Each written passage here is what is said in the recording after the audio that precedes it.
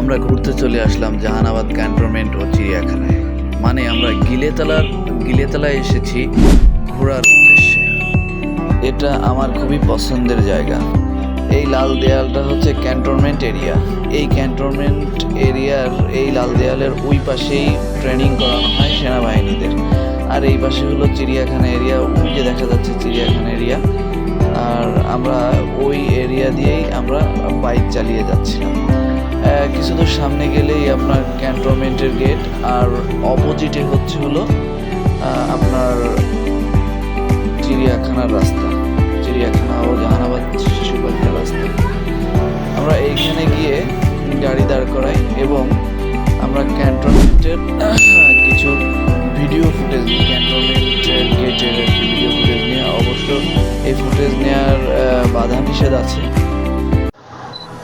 এই হলো খুলনা যশোর হাইওয়ে, আর এই পাশে আছে হলো চিড়িয়াখানা, আমাদের জাহানাবাদ চিড়িয়াখানা। এই সাইডে আছে হলো আমাদের জাহানাবাদ শিশু পার্ক। আমরা এখন ওর ভিতরে যাব। এই যে হচ্ছে জাহানাবাদ শিশু পার্ক। এখানে অনেক দেখার মতো অনেক জিনিস আছে ভিতরে। আমাদের অবশ্যই এর ভিতরে একবার ঘুরে আসা উচিত।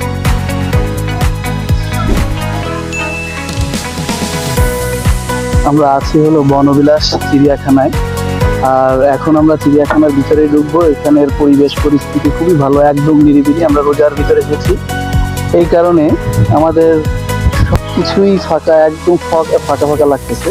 খুবই ভালো একটা পরিবেশ। আমরা এখন চিড়িয়াখানার ভিতরে যাচ্ছি। ভিতরের পরিবেশগুলো আপনাদেরকে একটু দেখাবো। ভিতরের পরিবেশগুলো এখন আমরা একটু দেখাবো আপনাদেরকে। খুবই সুন্দর এবং খুবই মনোরম পরিবেশ।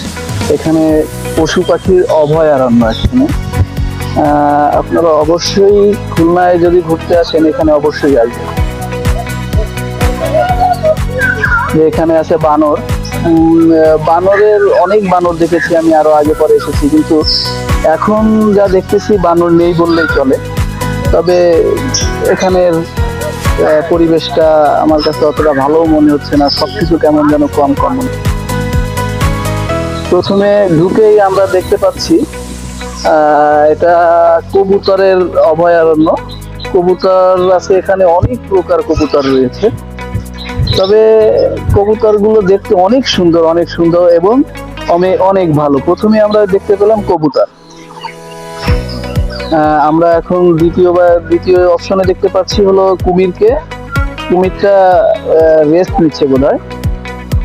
আমরা এখন দেখি সামনে আর থেকে যেটা দেখতে পাচ্ছি সেটা হলো একটি অজগর সাপ। অজগর সাপটি আসলে মনে হচ্ছে রোদ্দুর পোহাচ্ছে। আমরা পরেরটা যেটা দেখতে পাচ্ছি সেটা হলো উট পাখি। আমাদের বনবিলাস চিড়িয়াখানার এটা খুবই আকর্ষণীয় একটা জিনিস। এটা খুবই আমরা পরবর্তীতে আসছি ভাল্লুকের সামনে। হাঁটতে হাঁটতে ভাল্লুকের দেখা পেয়ে গেলাম। ভাল্লুক কি যেন খাচ্ছে, কলা বোধহয়, মেবি কলা খাচ্ছে।